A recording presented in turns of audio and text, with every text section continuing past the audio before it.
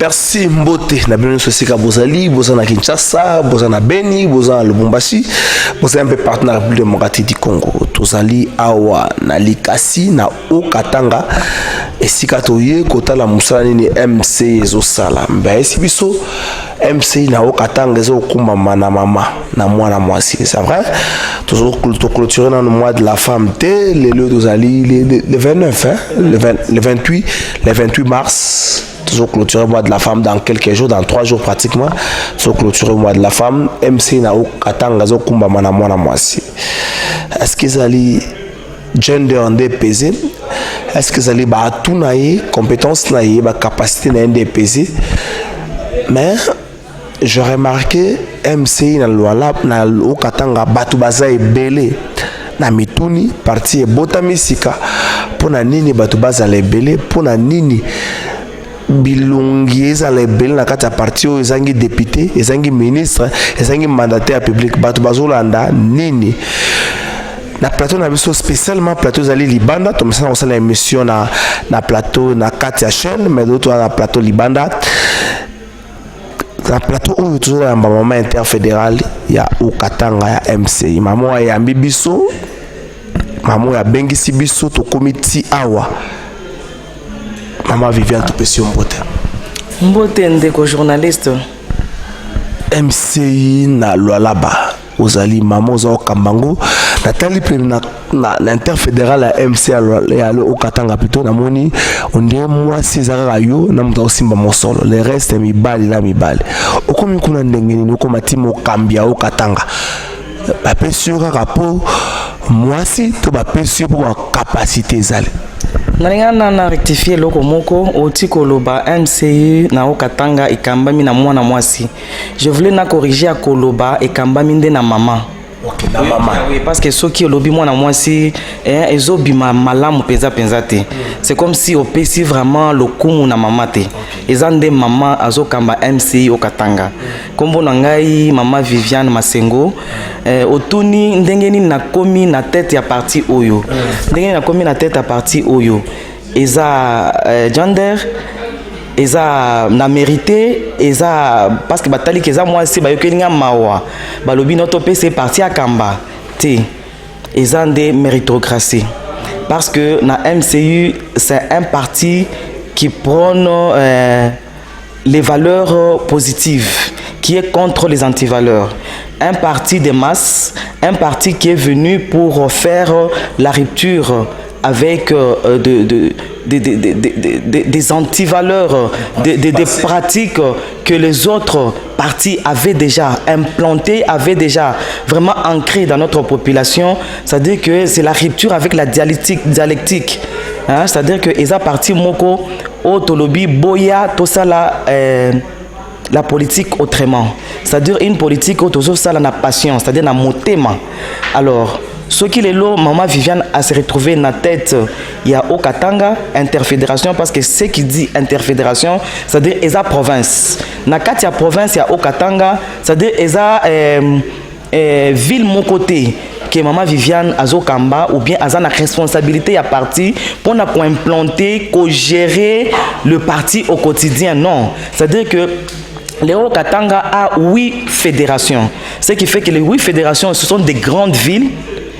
Et là, nous devons implanter les partis dans la ville Nyonsowana. C'est-à-dire que la ville wana ezate que aux Umutuka à 30 minutes au commune la ville Mususu. Eza la ville Mususu le kola Touti Lubumbashi toye Likasi boye. C'est-à-dire que Likasi na Lubumbashi c'est 120 km. Eza la ville Mususu ceux qui na Touti Lubumbashi faut na kende na Puerto parce que Puerto eza fédération Mususu, il faut 1000 km pour na comment na fédération wana. Il faut na kota na kati ya bus na kitana matamoto pour que parti MCU et comment Goma na territoire wana ozomona eza Kasenga à plus de 1500 km de la ville de Lubumbashi. C'est-à-dire que tozana étendu munene oyo to bengi interfédération to bengami na ko implanter parti na babisika nyonso wana. Ce qui fait que ceux qui lelo maman vient à se retrouver à la tête ya interfédération bota la grandeur de cette interfédération, c'est-à-dire qu'elle a mérité. Le président national a regardé la direction nationale du parti et Tali et lobby, il faut toper ça y est parce que azana makoki ya kokamba azana makoki ya ko implanter parti na babisika nyonso wana parce que quand on prend la charge d'un parti politique, il faut qu'il faut qu'on implanter parti valablement ndenge sengeli parce que notre lutte ndenge boyebi ndeko journaliste olimbi sangai na kotiti na ba question oyo opposé ngana noté, c'est-à-dire que MCU eza parti politique moko par rapport ya okatanga eza sika nan tokokisi une année depuis que to bandi ko implanté parti oyo to bandaki na année passée na mois de juin si je ne m'abuse pas, c'est-à-dire que nan tokokisi une année par rapport à l'implantation à parti. Mais Bozala Kiwana, vous avez accompagné le président national au Moni d'abord la première démonstration à Lubumbashi. Quelle population est venue l'accueillir et écouter son meeting de vérité où il a tenir la ville à Lubumbashi. Nous avons pris juste 2 villes dans l'interfédération du Haut-Katanga qui comporte 8 interfédérations. Il est passé juste dans 2 villes par rapport à agenda naïe et ça surchargé. Ce qui fait que, c'est-à-dire Ezande Moussala, Ezande Bolingope à parti, Tozanango, Nde et Sali Kelelo se retrouver à la tête de parti Oyo, Nakati interfédération Oyo ya Haut-Katanga. Madame Viviane, vous avez dit vous avez 8 villes d'interfédération ya Haut-Katanga, mais tant que dans l'équipe na bango je sens une pression. C'est différent dans la partie de Kinshasa au Batubayaka, basolo baké biso, bopesa biso musala, bosa na biso. Ici les gens s'amènent avec des dossiers des gens maman interfédérale, biso awa une entreprise côté na biso kuna, mais bongi au sala mukanda poto kota. Comment vous gérez cette pression? Il y a 8 villes au Yoso Kamba. Comment vous gérez cette pression? Pour revenir encore à la première question, élément moko na bosani, olobi okuti maman Viviane aza entouré na bana mibali. Entouré des hommes. Des hommes. Ceux qui bana mibali bandimi ko travailler na maman Viviane, c'est-à-dire que ils ont vu quelque chose en elle ou attiré bango que ba travailler na ye. Parce que ceux qui maman Viviane azaki, maman moko mona mwasi moko, elle c'est la femme. Parce que maman Viviane na principe na ye. Quand elle est en train de travailler, elle a mis la kate que naza mwasi. Ata la kate que o aza côté na ngai aza mobali. Ngai je suis une personne et la personne avec qui je traite ou bien je travaille, c'est une personne comme moi et nous traitons. Je ne regarde pas au sexe. Et les gens que je peux approcher auprès de moi pour travailler, ce sont ces gens-là bandimi ko travailler na philosophie na ngai, na façon na ngai ko tala na makambo, bandimi que to travailler ensemble, nde ba s'approcher na ngai parce que mutunyon so avant à côté na bureau na ngai à interfédération tout travailler ensemble, il avait donné sa lettre de motivation à expliquer ngai poste yo soki lelo na PCI, qu'est-ce qu'il est capable d'apporter au parti, qu'est-ce qu'il est capable de faire, ce qui fait que soki lelo muto se retrouver dans tel poste, il a mérité pour que azala na poste wana. Alors pour revenir à votre question, c'est-à-dire quand nous parlons de ces fédérations là, ezakaka ba vilté ils appellent ba territoire. C'est-à-dire que na kati territoire okuta que ils ont ba groupement et belé, ba village et belé na kati c'est différent d'une ville, peut-être que ils kaka bien circoncis mais ils ont ba place ils ont ba territoire ils ont ba ville, ils ont ba commune, ils ont ba regroupement. Ce qui fait que c'est très grand. Alors, qu'est-ce qui fait qu'aujourd'hui tu se retrouver que dans peu de temps tu travailler et puis ba bandimi ko landa biso na MCI qui suit na bosué dans peu de temps dans moins d'une année. Vous êtes un parti bébé qui soit la bosué là. Eza qui cité nga soki batoyo batiaka ki siliboso nga na lobaka eza bases parce que zamba pesa biso makoki wana. Il y a qu'au travailler, il y a qu'au sala quelque chose. Pourquoi qu'on tient qu'à qui si liboso? Bato batala qu'à qui si oh ceux qui m'ont commis na niveau na eza qui si eza corruption basali boy. On eza bassesse d'esprit na lobaka. C'est-à-dire que eza d'abord na mutu na yo lobi je vais faire ceci. Tu planifies quelque chose et tu projettes quelque chose et tu es capable de faire ça et atteindre tes objectifs. C'est-à-dire que biso comment nous avons convaincu les gens? Nous sommes allés avec un principe, il y a quoi eu ça va vérité. MCI, tu as député, tu as ministre, mandataire public, sénateur. Ce qui fait que biso tozo bisabato. C'est pour cela au début je disais que MCU est à parti moko et pour nous démarquer par rapport à la partie mususu, cette séparation là avec des antivaleurs que nous avons trouvées dans d'autres parties implanter qui na kati la population. Pesi mutumbongo, pesi mutuposte adhérer na parti. Mais les lots ceux qui partis on s'est retrouvé na pouvoir té. Baza sosu na makoki on a copié ça ba poste té. Les gens ne restent pas dans les partis parce qu'ils étaient venus par rapport à un poste qu'on lui a donné, par rapport à l'argent qu'on lui a donné. Mais chez nous, nous disons aux gens, venez que nous puissions travailler. Parce que, à ce que je sache, ezalakate mutu oyo akoki kosenga rémunération, c'est-à-dire l'ifouti, ce qui n'a pas sali musalate. Il faut d'abord osala musala nde ofutama. Mais comment okoya na parti, okomi olobi non nga naza besoin poste kingani, naza poste na koma mutu boy, na koma fulani. Il faut d'abord osala musala. Parce que biso ba élection na biso liboso na MCU eza ba élection en 2023 nde ba élection na biso tozolinga kutute atana liota moko balo bakeno ba reporter yango parce que tozezo lango na pied ferme parce que nde ba élection na biso ya liboso et kopesa MCU poids politique na yi ouais ko sala que tokozo ba député tokozo ba ministre tokozo ba sénateur tokozo ba mandataire eza ba élection en 2023 ce qui fait que na côté wana messieurs les journalistes na population na nazo yebisa bango que MCI aligné tan mukete koyoke glissement à taille à 1 minute par rapport à l'élection en 2023. Tozo zelango à pied ferme et puis à ta ce qu'ils ont anticipé. Biso MCI toza prêt pour nous affronter yango. Oso comprendre. C'est-à-dire que tozo kende na principe ya kobisa bato boya to sala musala ensemble. To lona pour que lobby to récolter ensemble. Il faudrait pas que on récolter et lokoyo o lona quitté. Oye to travailler, to s'aimer ensemble pour que lobby to récolter ensemble. Des principes na biso et bato comprendre no bato yo ya MCI bayena makambo sika. Baye kolakse biso mbongo te parce que toza nango te ya kopiesa bato. Tozo bisango boya kaka to sala musala na lobby biso no so récolter ensemble. Ah Viviane, MC Zanakati est union sacrée. J'ai été à Lubumbashi. Je vis comment est-ce que les vieux partis de l'union sacrée vous respectent. Aussi longtemps, vous l'avez dit ici, vous avez moins d'une année d'existence à Lubumbashi. Cette magie-là, même le porte-parole de l'Union sacrée au Katanga est un membre de votre interfédération. J'ai oublié le nom, Maître Augustin Yabil. Oui. Le parti n'a que moins d'une année. Et Maître Augustin a fait quelle magie? Quelle a été votre manigance pour avoir le porte-parole de l'Union sacrée à Lubumbashi? Qu'avez-vous fait de concret? Et d'ailleurs, je vais vous révéler secret moko. Et ça, MCU, nde sali que Union sacrée est élément nakati ya Okatanga. C'est-à-dire que beaucoup de gens avaient peur après la mort de Baba de se prononcer. Beaucoup de gens avaient peur de se prononcer après la mort de Baba pour que l'Union sacrée puisse prendre l'ossature et se mettre debout, continuer le travail.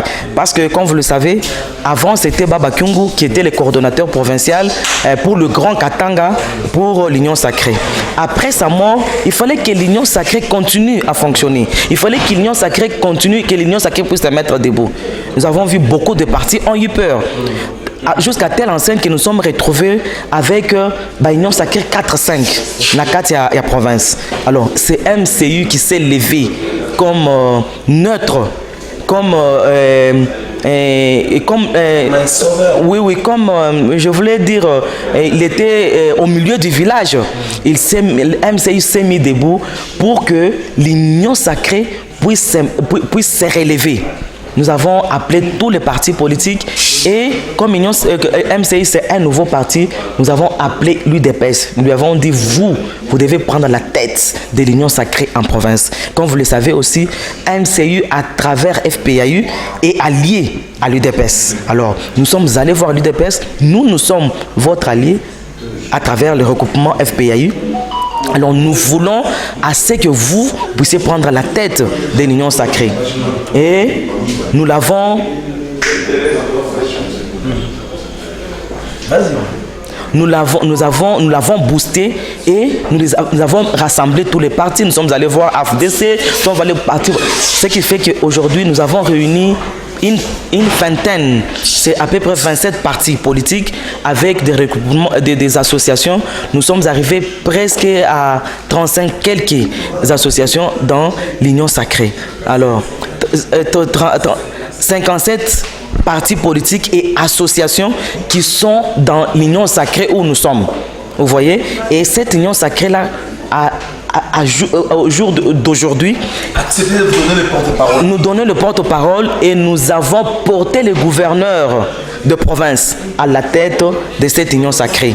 Et l'UDPS a pris le niveau de vice-coordonnateur. C'est-à-dire le coordonnateur provincial, c'est le gouverneur de province, son excellence Jacques Yaboula, qui est le coordonnateur provincial. Alors, toutes les autres unions sacrées qui s'étaient levées, ça et là, ils ont fermé la bouche. Et vous avez même suivi à travers les réseaux sociaux et les médias en ligne aussi, que après que le gouverneur Jacques Yaboula s'est prononcé lors de notre rassemblement que nous avons organisé le 8 mars, il s'est prononcé comme coordonnateur de l'Union sacrée au bâtiment du 30 juin, Liboso et Batunyonso. Il a été expulsé de son parti politique PPRD. Et nous, Union sacrée au Katanga, nous avons applaudi. Nous avons fait une déclaration pour les soutenir, pour que, comme le PPRD l'a expulsé, nous, l'Union sacrée, nous l'acceptons chez nous. Qu'il reste, nous l'accueillons chez nous, nous allons les soutenir. Il va diriger la province jusqu'après les élections de 2020, jusqu'aux élections de 2023. Il va diriger la province. Mais ce que nous sommes en train de lui demander, à travers Caméra Nabino, nous avons les messages, parce que le message est aussi au ABC Koutou, que ndenge batwa ya parti famille politique na yo ba expulser ba bengani yo na parti politique na peut perdre parce que lelo on dimi ko kamba union sacrée na Katanga biso union sacrée tondimi yo tolingi sous comme on a batwa peut perdre na gouvernement provincial mawano welisi bino maman Viviane bino bozaka ka union sacrée le gouvernement provincial ya Katanga oyo excellence Yaboula Zokamba ezana nukaka batu oyo yazalaki na bango ya kala famille politique na ya kala bino lelo na MCI au Katanga boza presque pratiquement na 3e position na negi boza organigramme na bino mais vous perdez parce que le gouvernement ezana nukaka batu peut perdre gouvernement ekoti que la batu peut perdre lelo eza union sacrée nde ezokamba pays na biso nde eza na pouvoir. Avant, boyebi ke mwana bitinda ba Congolais, maboko pembe to bengaka yi. L'aigle blanc, oki balobi homo sapiens na Katanga. C'est-à-dire que mutoyo ayebi côté lema, colonne vertébrale na ye eza côté lema. Minga Mobali, Jean-Paul Chivuila, Ilunga. Ye akweisaki FCC cash. Parce que Isaki va ordonner ses os signama na combo ya FCC cash.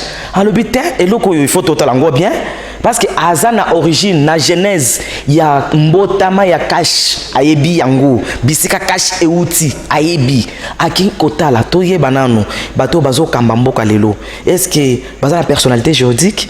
Est-ce que baza reconnu et pas ministère intérieur na biso l'état na biso ayebi bango aki kota la na ministère intérieur légalement bazate baza agréé te bayebani te ni IFCC ni cash mutu ata mon côté na regroupement na bango wana ayebani alors alobi non bato bako continuer ko kamba mboko te ake ko porter plainte na cour constitutionnelle plainte wana efuti FCC cash ekui union sacrée et botami Eza bato yo ba pesaki président de la République force ya côté lema a diriger mboka yemoko parce qu'avant izalaki olobi boye o yemme ya lobi olobi boyo o kingani ya lobi ezaki on dirait pays ezaki ko kambama na deux familles politiques na deux présidents de la République à l'époque ce qui n'était pas vraiment propre. Mais moi na bitinda ya ba Congolais batinde aki akwisi eloko na FCC cash Union Sacrée Botami. Et vous avez vu après ça, le gouvernement Ilunga Lukamba et Koyaki, bâti gouvernement Union Sacrée, où ils ont kamamana na mboka nini Sama Lukonde. Alors, le gouvernement au niveau national, gouvernement, il faut se répercuter. Il faut se répercuter na niveau même ya ba gouvernement provinciaux. Na ba gouvernement provinciaux nyonso à travers les 6 provinces. C'est-à-dire que c'est l'Union Sacrée qui devrait être à la commande. Mais tout le monde na okatanga jusque là, bato FCC Bazali et belé koutou. Bato peut perdre Bazali et belé koutou. Niveau ya territorial comme des bourgmestres, comme des maires de ville, comme des athées, c'est-à-dire des administrateurs des territoires, ça ne devrait pas continuer comme ça. Maman Viviane, où est le président MCI, 2 grandes manifestations interfédérales, le Lubumbashi na Kwete et puis Nini Likasi. Batu Batundi. Olo bazona par personne au fouti combien yebisangana batu bazate président zate to ça boye bisomi balé yebisangana mutu moko na combien. Est-ce que c'est possible oyo masu wana yo monaki na Lubumbashi masu omoni lelo na Likasi est possible à koluwe batu wana MCU parti moko euti ko botama kaka na 2019 a ezo agrément nango 2018 a ebotami. Est-ce que MCI est capable ya kosoma bato na tozana député te, tozana ministre te, tozana mandataire te outi ko lobango confirmer yango. Est-ce que toza capable ya kosoma bato na mbongo nini? Mosolo nini tozana ngo oyo tokuki kosoma bato wana. Toza possible ya kosala yango te, mais population et comprendre déjà. Il faut que l'anda o eza utile parce que MCU est aye pour na kokoisa banti valeur. Babilo ko izo simbate kokoisa yango ko bisa bato que nous devons faire la politique autrement. Politique ozo sala na motema na yo, na bolingo ya pays na yo, ozo sala la politique. Nde batu ba comprendre que il faut to landa bato yo, il faut to ya koyoka message yo ya vérité. Oyo mwana bitinda ba kongola lobi na zoye nango na okatanga en commençant par Lubumbashi a yepe na Likasi parce que na lingina yebisa bango mwana bitinda ba congolais abotaminde awa na Likasi. Il ne pouvait pas quitter le sol du Katanga sans pour autant que aleka na mabele oyo et mona ki connaître aye. Alors parti wan eloko ni tozanga ko pesa bato balandi kaka bobele message balandi kaka message to yebise bango boya koyoka message ya vérité bo adhérer déjà na partir bondimi muto yo boyi mona été boya ko mona ye boya koyoka baye belé pour na koyoka message de vérité parce que bazana besoin de changement. Viviane toujours que malé na souka 2 jours 2 grandes manifestations 2 villes une foule immense. Les secrets, on le dit. Est-ce que présence il y a président national na Okatanga et puis si nous tonus mususu pour que MCI attaque les sous davantage pour qu'on dise jamais sans une parcelle MCI au Katanga le Katanga ne s'est pas décidé pas une parcelle au Katanga sans le MCI. Est-ce qu'on peut dire cela? C'est-à-dire que koya ya mwana bitinda ba Congolais lelo parce que ça eloko na banda ko senga depuis que nandima ki kozala MCU depuis 2021 na banda ko senga ye oza ni ministre oza ni député bato ba yebiote.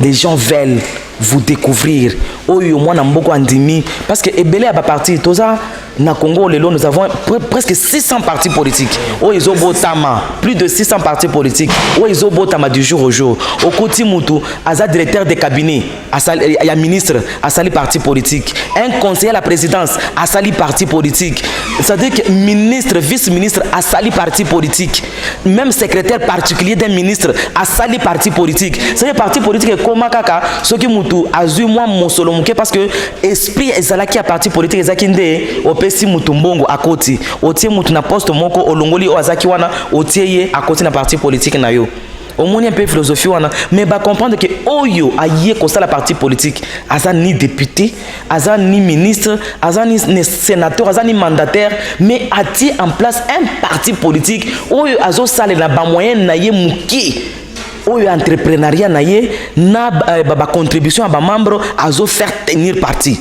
Il est en train d'implanter les partis à travers la République. avec les moyens des bords. Oui, les moyens des bords.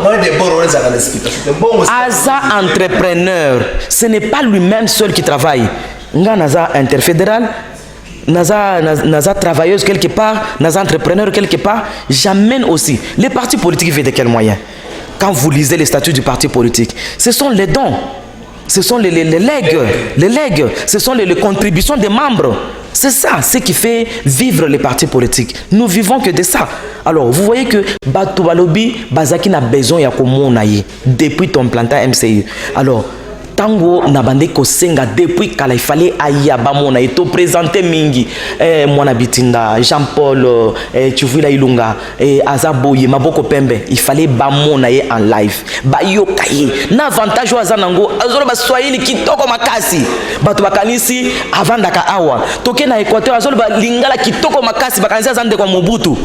Et makambo nyonso il fallait bamona ye nde bandima basi bandimi ye mais il fallait bamona ye ki mona mesu bamona ye bandimi ko mona ye c'est des passages na ye ndenga leki boye na ba démonstration moko moni wana mukie oyo yo moko moni déjà Albumbashi Alikasi, mais c'est tous les Okatanga qui étaient représentés parce que Albumbashi. J'ai vu te représenter les Kamina. Oui, bah fédération, non Kamina ça na Olomami. Oui, na moni batu bayaki na mona ki bango na Albumbashi batu Kamina basa. Parce que comme il savait que Akoleka. Parce que quand il est quand la grand Katanga. Alors le kola baye baki ka kolekate bazaki na posa ko lola bazala izalaki. Tanganyika izalaki. Même ici na Likasi lola bazali. Bazali baye lola babo baza pembeni na lobudi baye. Ça veut dire que il fallait baya. Ndenge aleki na mabele ya Katanga en général Lubumbashi parce que boyebi bandakala ndezalaki chef lieu il y a le grand Katanga dans l'ancienne configuration. Ça veut dire que bazouaki bayoko ya kozwa ba train bayoko kozwa ba bus bayoko kozwa avion bayoko kozwa moto bayoko bakozwa ba taxi bazui baye il fallait bamona ye bayoka ye. Alors passage na ndenge otu ko tona biso. Ça veut dire que pour nous c'est un gain. C'est-à-dire que tu bénéficies na iloko moko ya moto ya makasi oyo epesi biso lisusu moi notoriété wana na kati ya province parce que bamoni moto to banda ko présenter. C'est-à-dire que okomona MCU et ko implanta makasi lisusu koleka. C'est-à-dire que eko bat ba quadrer parce que déjà passage na Lubumbashi na siège na biso le lendemain bat tondaki ba ekoluka ba fiche d'adhésion ba ekoluka ko somba ba carte ba adhérer na parti. C'est-à-dire que passage na ye eza vraiment bénéfice à munene makasi pour na biso. Maman Viviane motuna suka 1 minute kaka ya no la biso to sugisa. Est-ce que MCI to compter en gros parmi les partis phares? Après ma ponami à 2023, l'autre en 2022, tout content, tout le monde a maman Viviane, premier vice-président et Assemblée nationale, na ebi bongo, bato bazota la personne dans le sous bayebite, maman Viviane moi na inikin. Maman Viviane moi na inikin. Azolo batego moi na inikin. Maman Viviane moi na inikin. Tout ça peut-être maman Viviane, premier vice-président Assemblée nationale, tout ça sous interfédération à Katanga et bimisi bo gouverneur a bimi nazo bunsa wandani tena lobika wandani mande ko za DCC en 2023. Wandani comme makam sous. Est-ce qu'en 2023 tu comptes MC parmi les grands partis de CP? Ndeko journaliste na uti koyebisa yo que eza ba élection moko tozo zelango à pied ferme. Tolingia tamukete ba ningisa date wana année wana élection na décembre 2023 so to côté na janvier déjà toyebi déjà que no MCA le kakine ba élection tozo zelandais ba kombo ba député na biso ebima. Ce qui m'a mboka na mona bitinda na biso akozala candidat à la présidence to yebité mais biso tozana nsima fachi pour tozo soutenir vision na ye mais ba donne ko yiko changer na après on a tozo zela to yoka ekozala ndenge nini yo ya ko yebisa biso ba élection boy na boy. C'est-à-dire qu'après 2023 ba donne ko changer makasi parce que ndé musa tozo sala implantation tension tozo sala que sans aucune parcelle sans MCU dans les Okatanga et ça par rapport au wana. C'est-à-dire qu'après 2023 ma solo ya MCU et ko changer makasi mais na lina ebisa bande ko biso baye ba que maman Viviane interfédéral du Okatanga par rapport il y a poste ndenge azo gouverneur et MC si ami aza lokola gouverneur akoza la candidate akei kozala candidate te wana selon philosophie déontologie à partir na biso akoki kozala candidate te, c'est-à-dire que nga na ko accompagner ba candidat na ba élection, c'est-à-dire que na ko accompagner bango na ba élection na moment ya campagne na coacher bango ba yeba qu'il faut basala boy ba monter ba base boy na boye pour que to gagner et to zoa ba élu ebele, parce que to kozo ba élu na chaque circonscription électorale il faut to bimisa élu atamoko, il faut to bimisa, c'est-à-dire que na rassurer bino na rassurer pe population sur Congo Mobimba que après 2023 histoire MCI est changé makasi koleka. Un mot en Swahili, invite des gens qui sont à Kinshasa, des gens qui sont dans le Grand Kivu, des gens qui sont au Katanga, de s'adhérer au parti à mon Swahili. Merci beaucoup ndeko journaliste nalingi mina tafuta kusema hivi juu ya banduku bote beko natufuata à travers la République, huko mu Nord Kivu, mu Sud Kivu, huko Kisangani, Maniema, huko Kindu, huko Kalemi, huko Kamina, huko Lubudi, huko wapi, huko Luizi, huko Lubumbashi, huko Katanga, mais soit huko hapa Lubumbashi, huko hapa Kinshasa. Unayua que auyuaki parti MCI tunakualika, tunakuinvite, tunasema kuja uadere mu parti politique ya MCI. Et parti politique ni parti ya bale bantu beko mikono iko ye mweupe, abaya bamba lamu, abaya bamba makuta ya trésor public, abaya iba, parce que atuna na député, atuna na sénateur, atuna na ministre, mais parti ko nafanya kazi mukuye mu MCI tutumike pamoja, parce que mimi nasemaka mu MCI hakuna mambo ya kusema kwa nitakupatia makuta, hatuna na makuta. Mimi sitasema kwa tukupatia kazi, hatuna na kazi, hatuna na poste ya kupatia, parce que shibe wenyewe hatuna na maposte. Mukuye ba mingi, tutumike pamoja, tushimamishe hii parti politique yetu MCI ishimame iko implanté fashi yote, ba candidat bale biko napenda kupostuler bakwe ba postuler mu parti ya MCI na batakwa voter, haitakuwa leo wewe unakuwa voter, banatosha masauti yako, banatosha mavua yako, ile population alikupatia banawekea mtu mwingine, bile bintu MCI abitaku yako.